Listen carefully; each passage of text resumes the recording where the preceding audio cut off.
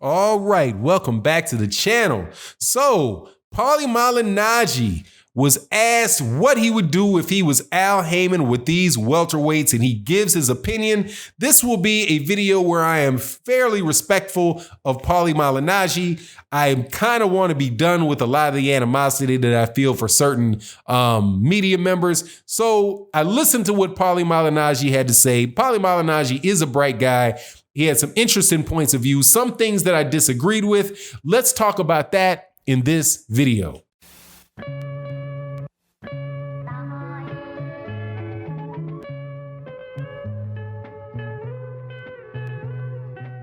All right, welcome back, welcome back. Look, we're going to talk about these welterweights and the Al Haymon welterweights. Al Haymon is the guy that runs the PBC. I've never heard him speak, never met him, saw him on camera live one time for about 2 seconds, but yet Al Haymon is still obviously one of the most powerful, one of the most influential men in boxing, if not the most influential man in boxing.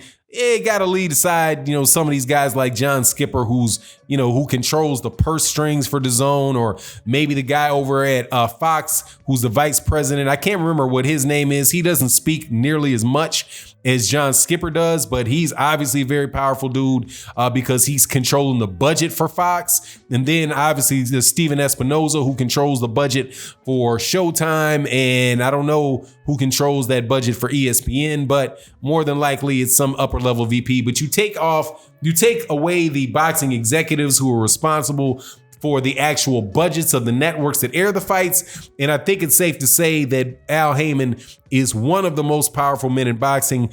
And the PBC has certain weight classes where, just like other promoters and other promotional outfits, because Al Haymon is not a promoter, but boxing organizations, right? They all have their strong points in certain weight classes. So, for example, in the lightweight division right now, pretty much ain't nothing going down in the lightweight division without Top Rank, because they hold all the belts and they're about to have a guy fight for the fourth belt, and that being Vasily Lomachenko with the WBA and the WBO, and Teofimo Lopez with the IBF. The WBC is hanging out in the wind, but Luke Campbell, who is, I do believe, also Luke Campbell might be a matchroom guy though. So, but they've got three of those belts, right? Over at Top Rank.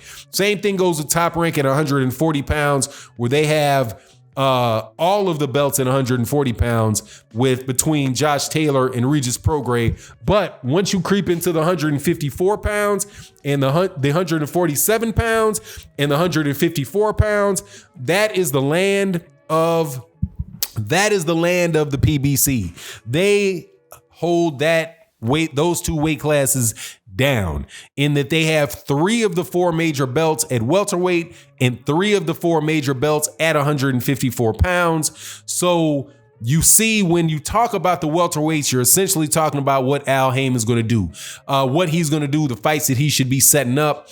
Now, there was an interview on Fight Hype. Paulie Malignaggi, who's a commentator for Showtime. I believe he's still with Showtime. I also know he does some stuff with Sky Sports, but everybody knows who Paulie Malignaggi is. He might have been a former world champion, holding one of those titles at some point in time, but been around a long time, replaced Antonio Tarver when Antonio Tarver tested positive for performance enhancing drugs. I do believe that was in a fight against Steve Cunningham. And after Antonio Tarver tested positive for that, he wound up losing his job at Showtime, calling fights. Paulie Malignaggi moves into that position, and Paulie Malignaggi's been there ever since. Now, Paulie Malignaggi is somebody that does know boxing. Okay, he's not somebody that is. He's not a Mark Kragel. He's not. He's not a guy that. He's a professional fighter. He has a true love for the sport of boxing. I don't agree with a lot of the things that he says. I definitely did not like the way that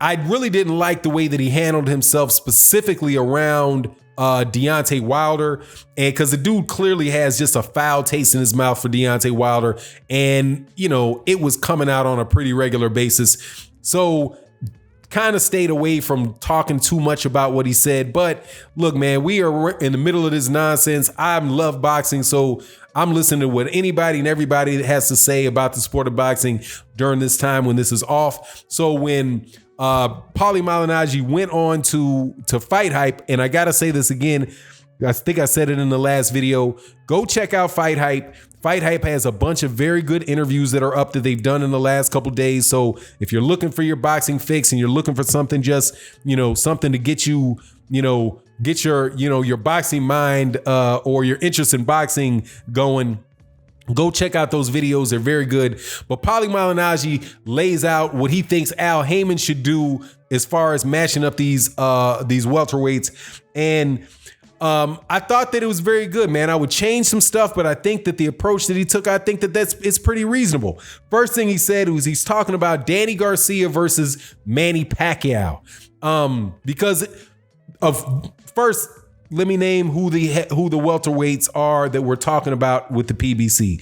They are Danny Garcia, not just the champions, who are Manny Pacquiao, who has, people say he's got another fight left with the PBC. I believe that more than likely he's going to continue to fight on the PBC, because I don't see why in the world he would sign why he would go and sign a tied down promotional contract with somebody else at this stage of his career. It just doesn't make sense. It would make sense for him to do it on a fight by fight basis because he only has so many fights left. But Manny Pacquiao and Errol Spence Jr. are the two PBC champions at welterweight. Then you have Danny Garcia, Keith Thurman, you have Yordenis Ugas, and obviously you've got Terrence Crawford. But what he said, as far as who Manny Pacquiao, the fights that he would make right away, Danny Garcia and Manny Pacquiao would be one. Now I know that there was conversations going on between where Manny Pacquiao was originally saying that he was either going to fight Danny Garcia or he's going to fight Errol Spence Jr. I think that has changed in where Manny Pacquiao is saying that he would either fight Errol Spence Jr. or he would fight Mikey Garcia. Now, if DAZN was willing to pay a bunch of money for that fight, more than likely that fight would pop off. Mikey Garcia is still advised by Al Haymon, from what I understand, and has the ability to jump back over there to PBC, so that could wind up being a PBC fight. But the logic that Paulie Malignaggi used for the fight with Danny Garcia and Manny Pacquiao was, one, that Errol Spence Jr., he would give Errol Spence Jr. a tune-up, but that Danny Garcia is somebody that has the ability to beat Manny Pacquiao, because Manny Pacquiao jumps in, and he jumps in recklessly while he's fighting. You obviously remember the ultimate time when he jumped in recklessly, and that was when Manny Pacquiao jumped in against Juan Manuel Marquez, got hit with that counter right hand and went night-night. So in Danny Garcia, you have somebody who has excellent timing, who punches when you punch. And Paulie Malignaggi said Danny Garcia might be the best guy with timing in boxing. I think that Mikey Garcia also has exceptional timing, but the point is well taken. That I do believe would really be a good match, and I agree. I would love to see that set up. I would like that set up over with Danny Garcia and Manny Pacquiao more than Mikey Garcia versus Manny Pacquiao, because both of them are good fights. I wouldn't mind seeing either one of those fights. Both of those are good fights for Manny Pacquiao. I think the bigger risk in that fight with Manny Pacquiao is Danny Garcia more so than Mikey Garcia. The other fight that they mentioned was Errol Spence Jr. fighting like a Victor Postal. I was like, man, you really pulled that shit out the woodwork.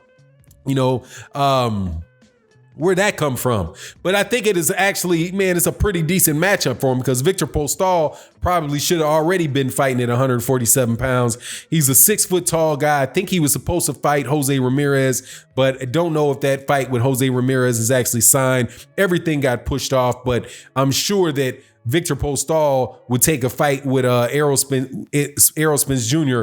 as quickly as he would take one with Jose Ramirez. But I think that maybe Victor Postal is a top-ranked fighter. I would change that, though, and I would say just go get Abdukarov. Abdukarov is Errol Spence Jr.'s IBF mandatory, and he also fits a lot of the criteria that Paulie Malignaggi laid out.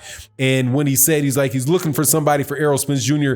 that is either a young guy you're trying to step up to see if he can make it, or a veteran that can give Errol Spence some good work, whatever. But just giving Errol Spence Jr. one tune-up before he gets in there with a Manny Pacquiao, or he gets in there with either a Sean Porter rematch. Then he also mentioned, and I thought that this was a good fight too, was Keith Thurman versus Sean Porter too. I wouldn't mind that. I would obviously much rather see Sean Porter versus Terrence Crawford, because I don't know if Sean Porter versus Keith Thurman is as good a fight as it was the first time, because there's just been a lot of, I think that Sean Porter's stock is right. It's high in my regard, in my opinion. It's no lower than it was when he went in the Errol Spence Jr. fight. He fought a great fight with Errol Spence Jr. He just got beat by a better fighter that night. But I don't think that drops his cachet, should drop his value at all. But I do think that the Keith Thurman situation, even though Keith Thurman gave Manny Pacquiao a good fight as well, I just don't know if that fight is matched up that well at this point in time. I would rather see Sean Porter versus Crawford, and maybe see a fight between Yuriokis Yordanis Ugas and Keith Thurman, because there's a chance Keith Thurman might be able to stay away from Ugas trying to tear that body up for a while. But anyway, I don't mind. Any of those matchups would be great. I would very much like it, though. The most important thing I wish Al Haymon could do, is a lot of money involved in this, is just have a round robin with all these guys. And so they could all fight each other, and even have categories where they could go out where the losers could fight each other. I think that would be some excellent stuff, man. But when we get off all this issue around this virus and stuff, it could be a very, very packed schedule whenever boxing comes back. Hopefully it won't be as long as people are saying. And hopefully it'll be back this year. But hey, man, it is what it is, and we'll see what happens. You let me know what you think in the comment section about those matchups. And with that, I'm out. Peace.